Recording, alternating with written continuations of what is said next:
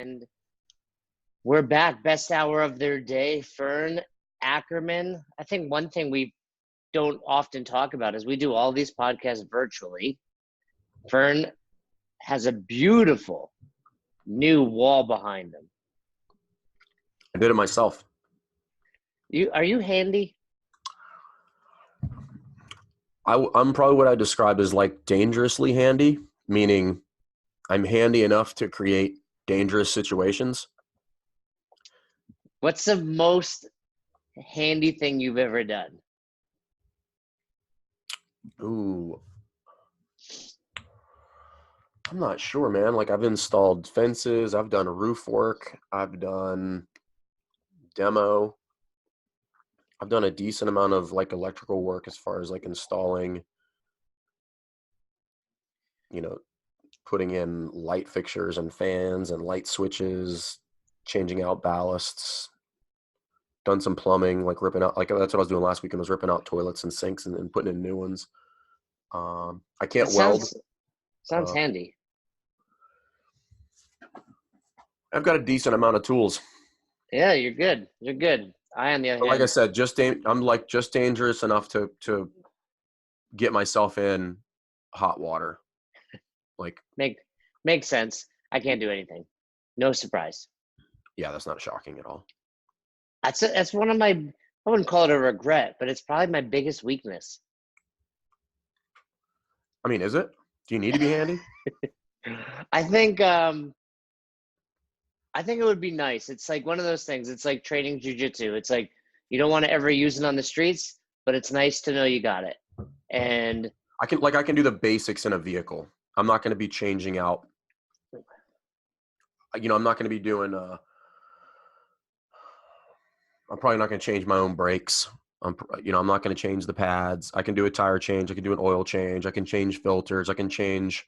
It's pretty good. Swap batteries. Like I can do some aftermarket work, like mounting bumpers and winches and doing stuff like that. For people listening, I mean, that basically sounds like you're an auto mechanic because my battery died. That means I can do some stuff that involves watching a YouTube channel. Like I can take a door apart and put it back together, but I couldn't take an engine apart, right? Like my knowledge of engines is limited. I'm so impressed by the good part is everything's on YouTube. That is true these days. Where back in the day, it was like my stepfather yelling at me outside, trying to teach me about a car. Now it's like I can just throw it on a YouTube channel. But I'm so impressed by people that understand cars. Not much you can find on YouTube. Not much. Yeah. Like most of it, I can Google it and figure it out. And sometimes, like, you just have to sift through some really crappy videos, or it's like, you're looking for something very specific. I tend to shy away from electricity. Good idea. We don't need you electrocuting yourself before the episode. But, we're off topic a little bit. But the topic of just understanding how to fix things and improve things is important because recently we had an episode on buying and selling an affiliate. And if you're going to buy or sell or you're a part of an affiliate, you probably have to learn a few of those things. And that's really, I've owned a few homes, but the only time I've really had to dive into like fixing things was at the affiliate. Like you said, the only reason I knew that term ballast in a light fixture is because I had to change it myself and change those types of things and fix phalanges that were my pull-up bars, back in the day. Yep. But we wanted to touch on something because since putting out that episode, we've had quite a few emails and DMs come in, and Fern wanted to go over one. I don't know how detailed you want to be about it, but just to touch on, the pros and cons of buying an affiliate, a little bit of a real world example here. So we actually get these a lot. So a lot of people reach out and they have questions about should they purchase, should they not. I regularly have these conversations at level 1s and level 2s. I won't give a ton of detail here because I don't want to give away who it is. Not that really anybody would know. But I'll run through some of the basics. So basically this person, and I know this person, I knew them before we did the podcast, and they reached out, and they were a member here years ago. And basically they were looking to buy into the gym that they're currently at, which is a pretty common scenario. And I found out that it's pretty standard story. So think of all the standard stuff, right? The gym is kind of stagnant. The owner operator wants to get rid of it, and they're like, you look like somebody who would want to do this. I'll sell it to you. Right. So You're a good member. You seem to enjoy this place. Take this load off my shoulders. yeah. So I'll give it. We'll skip all the details and stuff. So like he sent me a P&L and breakdown of expenses and all this stuff. But the big ticket takeaways is I found out there's a silent partner who's the financial backer. So they would only be. Go ahead. Stop there for a second. I think that's really something we didn't touch upon. I know a couple boxes, and actually one that we visited on the road trip on dropping in episodes had the same thing. What's your opinion on that? It generally makes me very uneasy. I'm not aware of a ton of scenarios where that worked out well. I agree. I think it's unfortunate. Like, you want to start a business and you need finances, and maybe you can't get yourself a loan or you're stressed out about it. But when you have someone that's only invested money in a business that requires a ton of sweat equity, it's not a good scenario, because you're going to be grinding, you're going to be hustling to pay them back or to give them whatever percentage you've agreed upon. But meanwhile, it's not about the money. It's that you need help at the box. You need help. And then typically, far more often than not, when I've seen this, there is no operating agreement in place. So there's no rules with regard to who makes what decisions. And this is where eventually a ton of conflict comes into play, because this person who's financially vested wants to make decisions about the business because they've got their money in it, but they don't know anything about the business. So there's this constant, like, knocking of heads, and it generally just doesn't work out very well. Right. So, I mean, for example, 2007, I'm about to open Albany CrossFit. My aunt and my uncle are very successful financially and in business. And I wasn't going to them for money, but I was just talking about the business of CrossFit. And my aunt says, that's a really bad business model. Like, you want people that are going to pay you enough to keep paying, but not come in.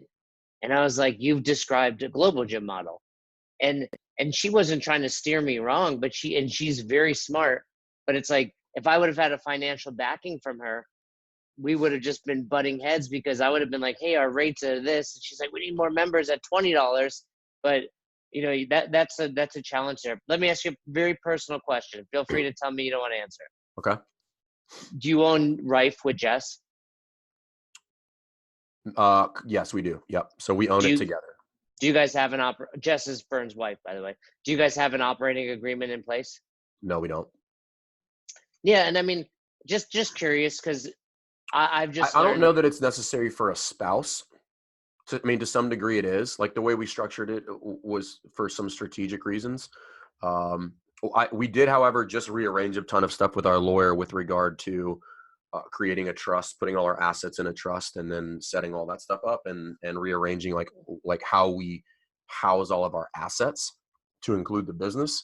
So we did just do that because that's what our lawyer recommended. But there's no operating agreement. I mean, I operate the business. Like, we own it together because we're married, but that's it, Yeah, I'm just curious. But the point is, I think anyone should get an operating agreement.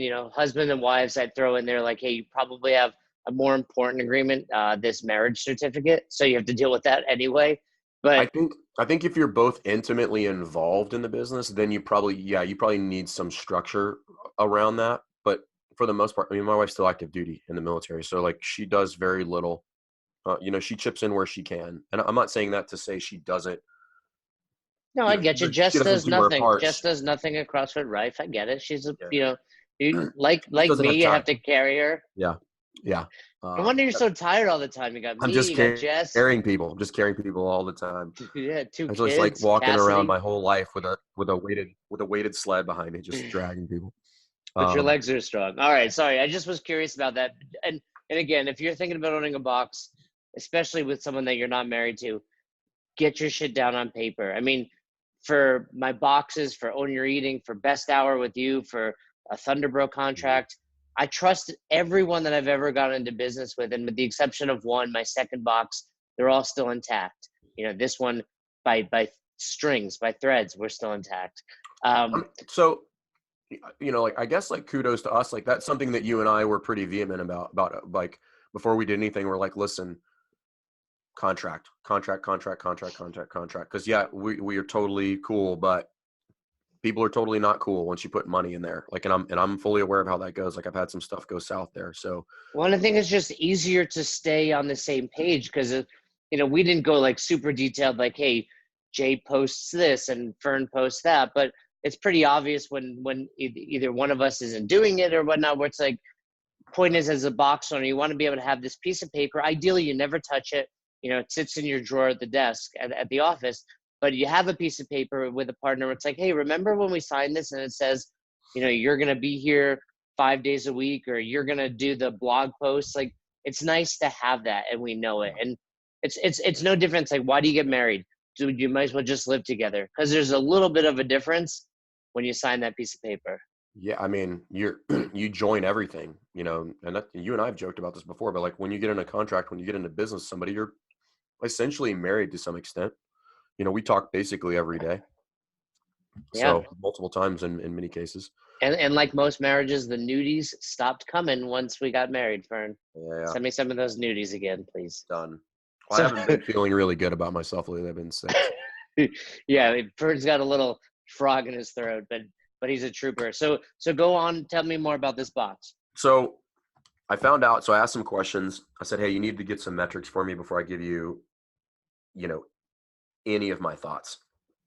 So he comes back and he gives me a bunch of stuff. He gives me income, which anytime I get income that's a perfectly round number, I know it's not exact.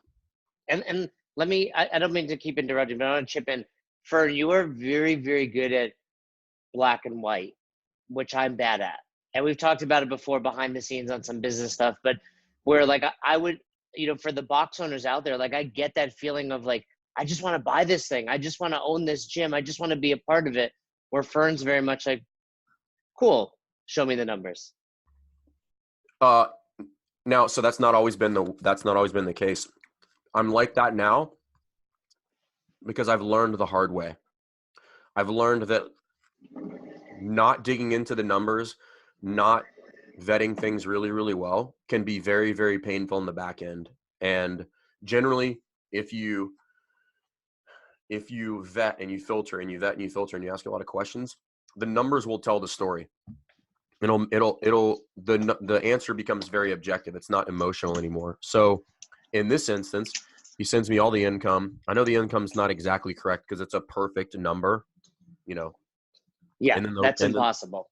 And then all of the other numbers are like very rounded off numbers. So I know these aren't accurate. Now, what I don't know is to what extent they're not accurate. Is it not accurate by $5? Is it whatever? And so I'm a little worried about that. He gives me the active memberships, and he gives me a range of 10 active memberships. I'm like, is it the low number or is it the high number? Depending on what it is, that could be a 1,500 to 2K swing, depending on what your memberships are, of monthly income. Absolutely. And then the breakdown of the silent partner was 5149. So we have operating partners, and then we have a silent partner. So the operating partners want out. The silent partner wants to make his money back. So I think everybody here has a clear enough picture to kind of see what is going on. The other two things that are important are the gym's not profitable. So basically just breaks even, probably actually loses a little bit of money, at least for tax purposes. It probably shows a loss. Now the agreement, so we'll do some numbers here. Let's just say that I'm making these up, right? They're pretty close, but I'm making them up. The agreement, or the requested purchase price was $65K for 49%. Okay. Now we'll do a little Shark Tank here. If that is the agreement, you're talking about a business that now needs operators, doesn't make any money.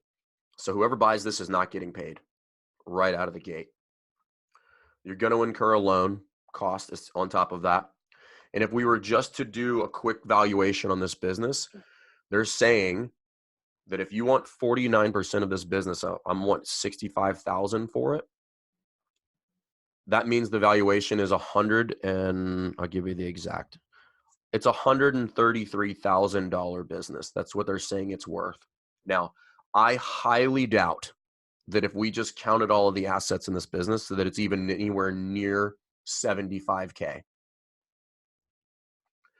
based on what he told me, based on the size of the business, like square footage, and based on the member base. Well, and then the other thing that you have to consider is this guy's asking for 49%, which that's a business thing. I get it, but certainly something that raises a red flag to me. Like, okay, you want me involved, but I don't get to make any decisions. Forget that. I think that's honestly kind of secondary. It's like the valuation is, like we've talked about before, is very bloated. Like how is this business worth $133,000? Like, it's losing money. And I know it doesn't have $133,000 worth of assets in it, simply based on what I know, having been to a ton of gyms, based on the square footage of the space and what their membership base is. It's not worth that much money. It's probably not even worth the $65K that he's requesting. So going back to what you said and what we did in the purchase of the business, my recommendation for that is don't buy the business. Just start your own for $65K. And I don't have to have a partner. Like, you don't have to do that, because how long is it going to take you to get that? And then what's the buyout over that time? Like, what? So I'm going to invest for $65K. Then I got to buy you out. So I'm probably going to pay the full $130K for this business that was losing money, if I decided to do this, or I'm going to lose everything that I invested in it. Right. And $65,000 is plenty to start a new spot. And if it's not plenty to start a new spot, it's at least enough to get it going. And if you still need a partner, you certainly don't need one that's going to take 51% of it. It's more than enough to start a spot if you're going to do it intelligently and start small, something you can grow into. $65K is enough. You can get all the equipment that you need for, let's call it 30. Like, how much equipment do you need? Well, not to mention Rogue if you're using Rogue Fitness, they offer plenty of options for financing. So in this scenario, like, there's just way too much liability for me to recommend a purchase of that business. Like, it's just the price point is just way too high. I would venture to say this person would never make their money back and probably lose more. So have you told this person about that? Not yet. I just got all this stuff, and I didn't tell them. And nobody knows who this is. So I just pulled this one. But like I said, we get these probably on a weekly basis. Somebody asks us about this. Yeah. So if you have questions on that and you're considering buying or selling an affiliate, shoot us an email, besthouroftheirday@gmail.com, or shoot us a DM. Let's get into today's topic, Fern. We're going to talk about the push jerk. Yeah.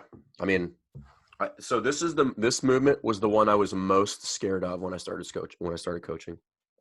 Like, if it was push jerk day, I was like sick that day, or like just didn't teach it, So back in the day at the level ones, before Coach Glassman would teach the press, the push press, and the push jerk, he would have a little demo, and he would bring somebody from the audience, or from the participants, I should say, and give them typically 115 and say, hey, press this as many times as you can overhead.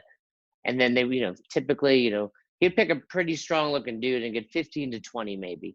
And then he'd bring Nicole Carroll out, our boss in charge of CrossFit training, and she would beat them, but she would push jerk.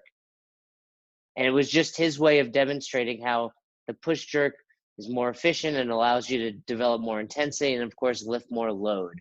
What was your first exposure to the jerk? I did a little bit of it in college, not very well. But as far as coaching it, when I got into the affiliate, like, that was the first time I was really ever coaching it. But I really, really struggled teaching it well for a long time.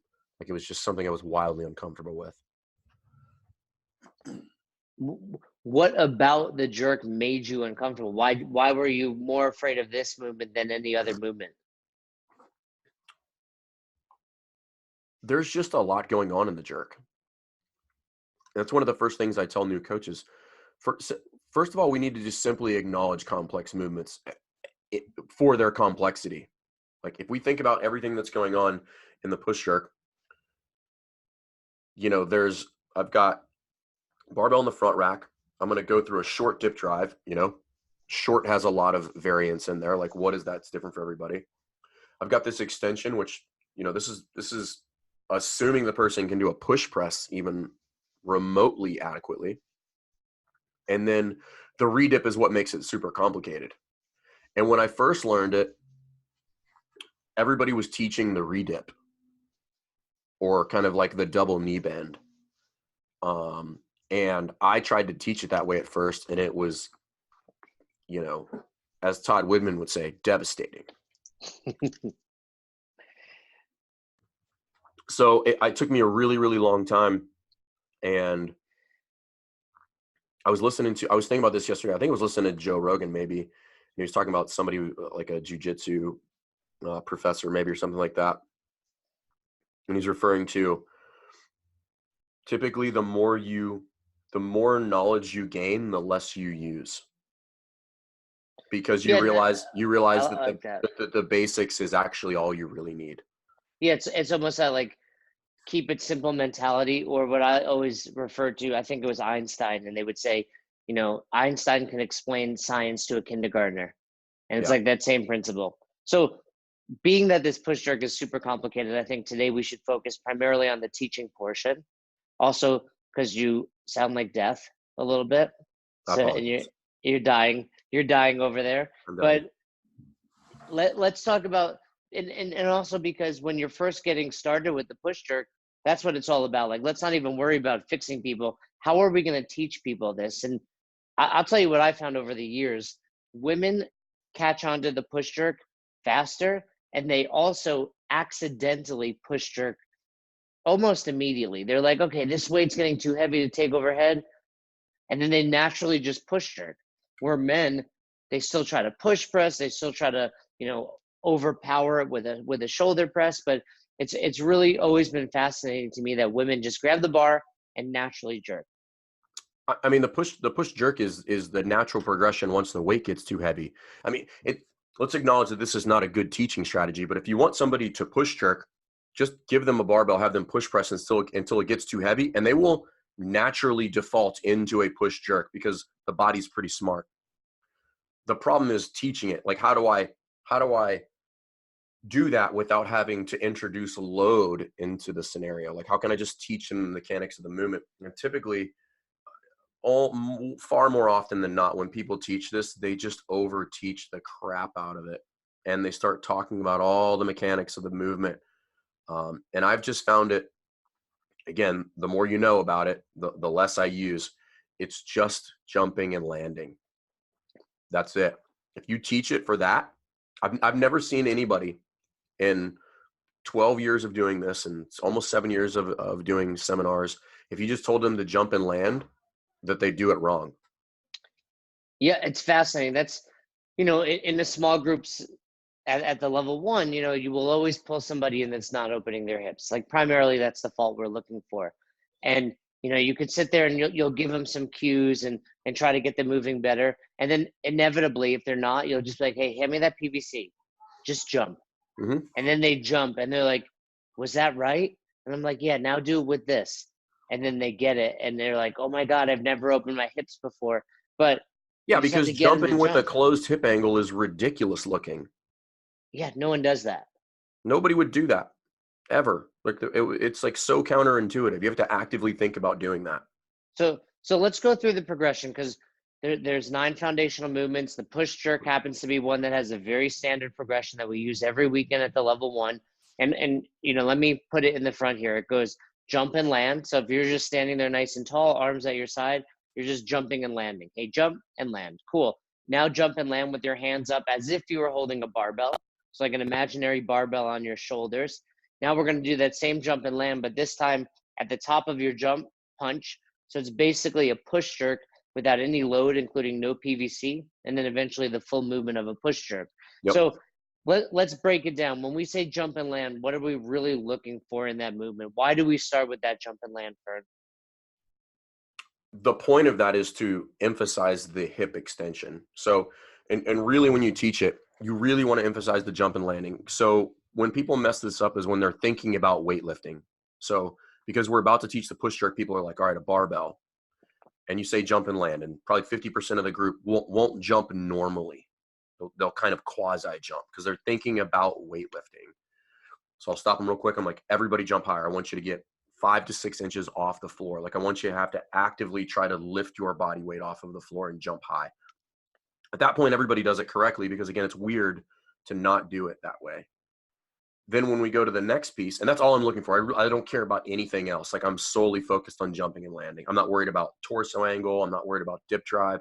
I just want them to jump and land. That's all I want them to think about. Same deal. And I think the problem arises when you get people that have push jerked in the past and they start to minimize that hip extension because what they're thinking about is, well, I'm going to have load and this is how much I open my hips when I push jerk, 135, 225.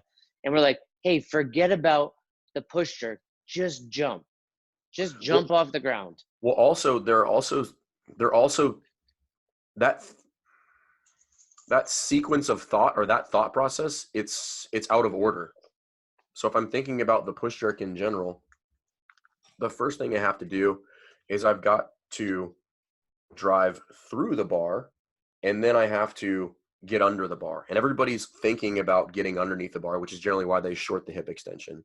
So if we emphasize the actually driving through the bar and jumping as high as I can, now what I've done is I've given myself height, which is equivalent to time, which gives me the opportunity to get underneath the bar. So you have to switch their mentality and get them to think about jumping through the bar versus getting underneath the bar. Yeah, I always tell people that there's far more to be gained by jumping high, jumping hard to give yourself that opportunity than rushing down. And chances are, if you're shorting your hip extension in this jerk, you're probably doing it in your clean, your snatch, and a handful of other movements out there. So we go from this jump and land. So everyone, you're coaching the push jerk at CrossFit Right, for at the box you coach at. Hey guys, just jump. Think about hitting your head to the ceiling. Think about squeezing your butt, all of those cues that we can throw out there. A simple one is if people are not doing, they're just still not getting the concept, grab their PVC pipe and just hold it like up above their head, like where they would literally have to jump up and touch it, and tell them to jump up and touch it. And they're going to ask this weird question.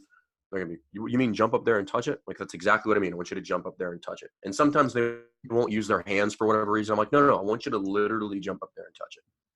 And then when they do that, I'm like, cool, do that. That's all I want you to do. Like, don't worry about weightlifting or the PVC pipe. And I'll do the same even with a barbell. If someone has a barbell, like, hey, jump and hit this. You got to give them a target that's attainable. But yeah, that's typically that light bulb moment with like, oh, that's what you mean by jump. So what do you think is the big difference now as we move from a jump and land to what we refer to as a jump and land with your hands at your shoulders? There, I'm looking to see if we're going to have any sort of toward extremity violation. I want to make sure they're keeping their hands on the shoulders while they jump, still emphasizing the jump while just now getting into a mimicked position of having a barbell in the front rack and then reinforcing the jump. So we started with just the jump absent of any other position. And then all we're going to do is add a front rack into it, but not with a barbell. Just literally do the old CrossFit kids, put your thumbs on your shoulders and drop your elbows up and jump and land like that. So I'm really just looking to ensure that the hands stay on the shoulder, and it's pretty obvious if they don't. So I don't have a ton more to look at there. I'm just reinforcing the jump, put the thumbs on the shoulders, make sure the thumbs stay there when they jump and land. That's it. Yeah, and I think the other thing to be aware of at that point in the progression is it makes it a little bit easier to identify if they're keeping a vertical torso. Correct. So the other thing you want to do is you want to make people stay in the receiving position. Where this can get a little wonky is people try to stand up too quickly, and this is where everything gets out of sequence. So get them used to jumping, and if you jump and land with straight legs, you'll do it once because it hurts, and then you'll correct. Stick the landing and have everybody stay there until you tell them to stand up, just so that you can see the receiving position. Yeah, somebody always lands with straight legs, and I'm like, you would never do that in the real world. Like, you would never do that on a basketball court or in any athletic endeavor. Never. Or you would purposely land with straight legs. So you mean we're going from the jump and land to the jump and land with their hands up, pretty straightforward and pretty seamless transition. Now we get to the jump and punch, or the basically a mimicked push jerk, if you will. Hands are up like Fern said, thumbs touching your shoulders. Now you're really focusing on they're still getting that hip extension, but also that quarter extremity violation. Yep. So with the timing, here's what I've found to be one of the more effective training tools that I've used, which is I tell people I want the hands and feet to hit together. So I want them to land on a 1 count. So if you can imagine, start your hand on your shoulder, and you can do this absent of the push jerk, right? So all I want you to do is I want you to stomp your foot on the floor, and I want your elbow to lock out at the same time your foot hits the floor. So it's a 1, hand and foot together. Because if you do it wrong now, at the bare minimum, you know that it was wrong. You might not know why, but you'll know that my foot hit 1 and then my arm extended 2, or my arm extended 1 and then my foot hit 2. So I tell everybody, anybody who's into music knows that. It'd be like, I want a 1 count. So it should be 1 right together. And that point, it really turns the light bulb on for a lot of people that they get that 1 count, because now they have to wait to punch their hands. Otherwise, the hands are going to go early. And generally 1 or 2 people will mistime it on the first couple reps, but I don't have to tell them that because they have that frame of reference of the 1 count. And I'll see them nodding their head and they're like, okay, the timing was not correct there. Like my hands punched early, or I waited too long, simply because they understand that was definitely a 1-2 instead of a 1 to the top. Now, if we're going to dive into the nuances of weightlifting, we know that realistically the front foot, if you're going to do a split jerk, is probably going to hit before the hands lock out. Don't worry about it. Like, don't dive into those weeds. Like, don't go there. Yeah, and a couple of things typically happen at this point. One, you can now assess their landing position as well, because they have their hands overhead and, they're in that landing position, bend knees. We can start to look at what their overhead squat is going to look like. Inevitably at this point, someone will say to you, and I don't know how you handle this, but I hear it a lot. Hey, can I have some weight? I can do this right if you give me a barbell. I mean, you know how I feel about that, which is like, if you need weight to not do something incorrectly, you don't understand the movement. Absolutely. So we go from this jump and punch. Now we're basically at the barbell or PVC, whatever you're coaching. If you're doing it in a group setting where you have PVC out there, or you're getting ready for class, what are we looking for now? We've gone through these steps. We're at the push jerk. Where's our focus? It's on all. So this is where you start to rack and stack your points of performance. So each one of those progressions has something very specific that I'm looking for. So jump and land, hip extension. Jump and land with the hands at the shoulders, hip extension and quarter extremity. And then jump, land, and punch, also quarter extremity, while still going through hip extension. And then I'm basically just going to go back and forth between those two once I go to the PVC pipe. Everything else is what I would consider low-hanging fruit. Like if the bar is out of the frontal plane or something like that, those are easy things to pick up. They're static positions, number one. But primarily I'm looking for hip extension is really where the vast majority of my focus goes. Hip extension and quarter extremity. Everything else is fairly easy to clean up. If their receiving position is jacked, where their feet are too wide, or their knees are in, or the bar's forward, or the hands are too close or too wide, those are quick fixes. The hip extension and the quarter extremity is where the vast majority of my time goes once I get to the PVC pipe. Yeah, and I think, for most of these more complex movements, that's what you're going to do. And again, we've talked about this so many times on the show. It's, hey, you can look for all of these little nuances and small things, but focus on the big things and you're going to see them a lot better. If you're walking around your class tonight, coaching 16 to 20 people, and you're doing a push jerk or even a clean or a snatch, and all you're doing is watching people's hips, you're going to see so much more. You're going to think of more cues. Mid-workout, you're probably going to throw out a whole lot more verbal cues of jump or squeeze your butt, be more aggressive, all of those simple low-hanging ones, but at least you're going to see them a lot more. So we've ran through the progression. Let's stop there today, teaching the push jerk. We can come back to it, but anything else you want to throw in there? The other thing that people struggle with there is how to see extension. And I think we've covered this before about looking at the hip versus the knee. But typically, if people get lost at the hip, I'll have them move the eyes down to the knee, and it becomes a little bit more obvious. Yeah, that's a great point. I mean, it's very rare that someone opens their hips without also extending at the knee, which is, for a lot of people, a little easier to see, or at least a little more apparent. Sometimes hip extension's like, that was close, but you rarely see that at the knee level. Yeah, usually if the knee's bent, it's really obvious, but people miss it because they're looking at the hip, which is what I want them to do. I want them to be laser focused on something. But again, if I'm looking at it and I'm not sure, I probably should find something else to look at, because it's clearly not going to get any more clear at that point.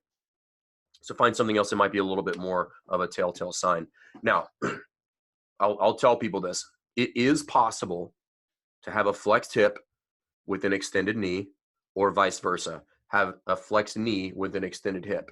What I will tell you, it's just incredibly awkward, and you would have to actively try to do one of those two things. So it's not generally going to happen. And because I had a guy at a level 2 get pretty argumentative about that, and he was like, "We just can't do it." And I was like, "Absolutely, you can do it. I'm going to show you right now." And I just showed him both of those. I'm like, it can be done. I'm just telling you, it's weird. It's not. It's completely not a normal movement. Yeah, and everybody listening, go ahead and try it. Squeeze your legs and flex at your hip. You've been there before. Like it's not a completely unprecedented position. It's just not right, especially going overhead.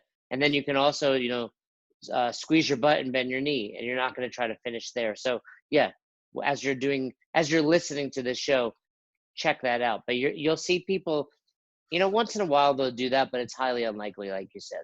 Yeah. And then only other thing maybe is is probably some low hanging fruit is really hammer people on their overhead position as far as the active shoulders and really getting snappy elbows, because people treat the PVC pipe like it's PVC pipe. And one of my big things is, however you feel about firearms, it is what it is, right? But treat your barbell like you would a firearm, like treat it like it's loaded. Like, don't treat the PVC pipe like it's PVC pipe. I want you to treat it like it's whatever your heavy load is for you. Treat it like it's 315 or 225, or for you, 65 pounds. So, and that's really what's eye-opening at level 1s, though. Like, people during the press group, for me, it's seeing those eyeballs. Like, wow, my shoulders are on fire, and I'm like, yeah, because if you had 225 overhead, you'd be pushing up like you meant it. But for some reason, when it's PVC, you keep your elbows bent. Like, you need to treat it. And I'll say that for the jerk. I'll say it for the med ball clean. You need to treat this like it's your best lift and be in that solid position. And then last piece of advice I would have for people is get through that progression quickly. I know we've talked about progression and the use of the progressions. Typically where this goes wrong is people start to really try to over teach and talk about the nuances and the technical pieces of the push jerk. And typically they'll get through the progressions, and then there's this weird spot where they blow it. And as soon as they go to the PVC pipe, they start talking about all this stuff. And I'm like, no, you should have just gone right from that progression, put the PVC pipe in their hand, and had them move as quickly as possible, because we just did that drill. I don't want to introduce other thoughts into that drill. I just want them to do the exact same thing that we were just doing. You're just now holding on to a PVC pipe. And we all know that, like, they're called stupid sticks for a reason. You could jump, land, and punch and do it perfectly. And the second I give you a PVC pipe, for some reason, you do it incorrectly, where nothing really changed. So make that transition from the progression to the movement with the PVC pipe. Make it quick. You don't need to talk about anything with regard to the push trick. You just did 3 portions of the progression before that, covering all of it. Just get right to it and start moving so that you can start seeing people move. Yeah, and I mean, that holds true for so many things. Just get to the full movement. Use this progression to get you there, but get to that full movement. This progression is not an hour long. 8, 12 minutes, 15 tops. That's what we're looking at. Yeah, I mean, if you're pretty efficient with it, you could probably do it in 7 or 8 minutes. Spend 3 to 4 minutes on the progressions, and then another 3 to 4 minutes on the full movement. And that's somebody who's cruising. That's somebody who's getting a lot of reps and a lot of corrections. All right, Fern. Let's let you go home. Take a rest day. Do you do anything specific when you're not feeling great? I work more. Here's my tip to you and for all the listeners. And I've posted about this in the past. Go get yourself a clove of garlic, peel a bulb, and eat some. Then I'm going to need you to carry your own weight with regard to this podcast. I'm trying to help you get better. The clove of garlic, it's something I do every single day. And people are like, why? I'm like, because I was really sick one time, started doing it, and I've just never stopped. And I truly believe it works. It's going to give you some stinky breath, mouthwash or some gum after. I rarely get sick. That's the crazy thing. But I got these little booger eaters at home now, so they're just carrying around germs and stuff. Yeah. And my son's just open mouth kiss everybody. Just ridiculous. But we'll get yourself some garlic, and then the other thing I like is elderberry. You can go to Whole Foods. It comes in like a little bottle. Take a I thought shot you of said that. dingleberry. Dingleberries and elderberries, yeah. So go get yourself some of that, and you'll feel better in no time. All right. Cool. Yeah, if you guys have questions about the push jerk, hit us up. But your best bet is keep it very simple: jumping and landing. Thanks for listening to Best Hour of Their Day. If you haven't heard about Anchor, it's the easiest way to make a podcast. Let me explain. First of all, it's free. How cool is that? There's a creation tool that allows you to record and edit your podcast right from your phone or computer, so it becomes super simple. Some of these episodes with Fern or Todd or myself chatting with one another, we've done right within the app itself. Anchor will make it easy to distribute your podcast to all platforms, Spotify, Apple, and many more. And you can make money from your podcast with no minimum listenership. It's everything you need to make an awesome podcast in one place. All you have to do is download the free Anchor app or go to anchor.fm to get started today. Come on, who doesn't have Spotify at this point? And if you were unaware, Spotify now is offering podcasts. That's right. On Spotify, you can listen to all your favorite artists, but also podcasts in one place for free. Spotify has a huge catalog of podcasts on every topic, including the one you're listening to right now, Best Hour of Their Day. On Spotify, you can follow your favorite podcasts so you never miss an episode. Premium users can even download episodes to listen to offline wherever you are, something I always do before I hop on a plane. And you can even easily share what you're listening to with your friends on Instagram and other social media platforms. Here's the deal. If you haven't done so already, be sure to download the Spotify app, search for Best Hour of Their Day on Spotify, or browse some other podcasts if you want. You can find them in your library tab. And also make sure to follow me so you never miss an episode of Best Hour of Their Day. Thanks again for listening to Best Hour of Their Day, and thanks again to our special guest. We appreciate all you guys do for us with Best Hour of Their Day when it comes to sharing our posts on Instagram, when it comes to subscribing to us on YouTube, when it comes to the constant feedback. We are grateful and we appreciate it. We are trying to build a community based on coaching development and becoming the best version of yourself. And it goes without saying that we couldn't do without all of you. So if you haven't already, please subscribe to our YouTube channel. Season 1 of Dropping In is out. We are getting tremendous feedback and we'd love for you to check it out. Leave us a comment on there. Head over to our Instagram. Give us a follow. Like our pictures. Feel free to share anything that resonates with you. And if you have any questions, comments, concerns, or feedback for us, please don't hesitate. Email us, besthouroftheirday@gmail.com. Thanks again. Until the next episode, we hope you've had the best hour of your day.